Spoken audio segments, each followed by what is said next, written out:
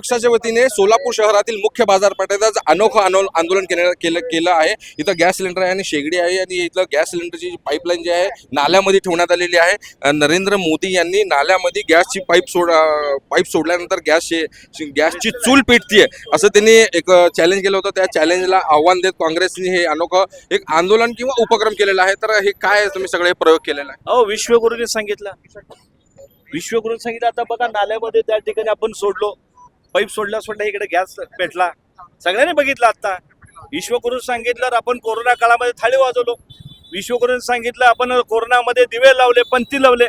या देशामधले जे विश्वगुरू आहेत, किती जरी लोक परेशान झाले, तुम्ही बघितला की नोटाबंदी झालं, अनेक लोक रांगेत होते, त्याच विश्वगुरूंनी सांगितलं।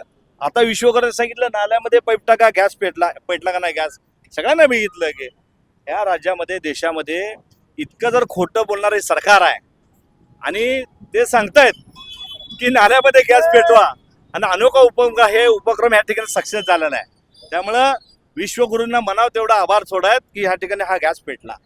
आपण बघताय की अनेक लोक आज रस्त्यावर उतरता गॅस मिळत नाही म्हणून, तरी हे राज्यातलं सरकार, देशातलं सरकार म्हणतंय की खोटं बोलायचं नाही, गॅस सगळ्याला मिळाला आहे। अरे एका राज्यात नाही, अनेक राज्यामध्ये गॅस मिळत नाही, तरी देखील तुम्ही खोटं बोलता की गॅस आहे, तुटवडा पडत नाही। मग लोक रस्त्यावर कशासाठी आलेले आहेत?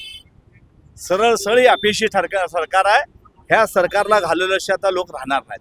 काय काय सांगितलं होतं मोदींनी? आश्वासन दिलं होतं? आश्वासन तुम्ही बघा ना, नोटबंदीमध्ये सांगितलं काळा धन आणू, काळा धनाच्या मार्फत सगळ्यांना 15 लाख प्रत्येकाच्या अकाउंटवर देऊ, 15 लाख आले।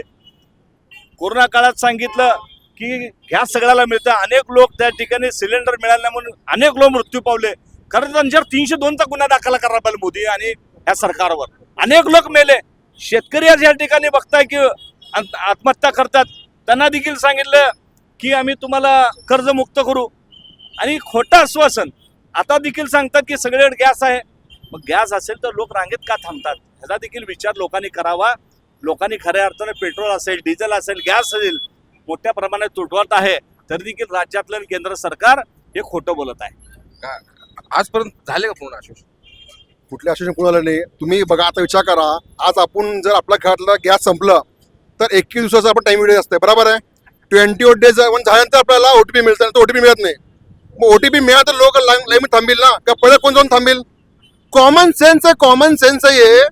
आता विचार करा, आज सकाळी जे मुलं शाळेत जातात त्यांचे डबा होईना, तिथे तर मेस बंद आहेत, त्या मेस बंद असल्यामुळे त्यांना मुलांना हे मिळेना, जेवण मिळेना आणि बाहेर हॉटेल बंद व्हायला। विचार करा, जेव्हा जेवण मिळत मुलांचं काय होणार? काय हो, आपलं फ्युचर संपलंय। आज लोकांनी थोडं कॉमन सेन्स वापरलं तर असं काही आपलं पूर्ण जग संपून जाईल, देश संपून जाईल।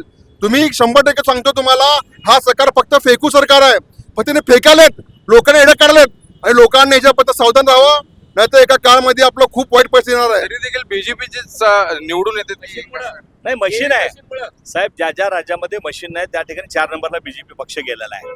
तुम्ही आता तेलंगणामध्ये त्यांची वाईट परिस्थिती आहे, पंजाबमध्ये त्यांची वाईट परिस्थिती आहे, आज कर्नाटकमध्ये वाईट परिस्थिती आहे, जिल्हा पंचायत समितीमध्ये 4थ्या नंबरला गेलेले आहेत। बीजेपीने फक्त मशीन हटाव, लोक त्यांना घरी घालल्याशिवाय राहणार नाही। गॅस चालू झालं की झालं की किती मोठं फ्लेम झालं, काय चालू झालं, 10-15 मिनिट चाललं गॅस, काही अडचण नाही, एकदम सक्सेस झाला प्रोजेक्ट, एकदम सक्सेसफुल मोदी साहेब सक्सेसफुल। तर आपल्यासोबत होते काँग्रेसचे नेते आणि पदाधिकारी यांनी नाल्यामध्ये जे आहे गॅसची पाईपलाईन टाकून इथं सिलेंडरमध्ये ते स्टोरेज करून आणि त्यानंतर तिथं एक चूल पेटवण्याचा प्रयत्न केलेला आहे आणि सक्सेस झालेला आहे, त्यांनी असं सांगितलेलं आहे। महाराष्ट्र टाइम्सचा इरफान शेख, सोलापूर।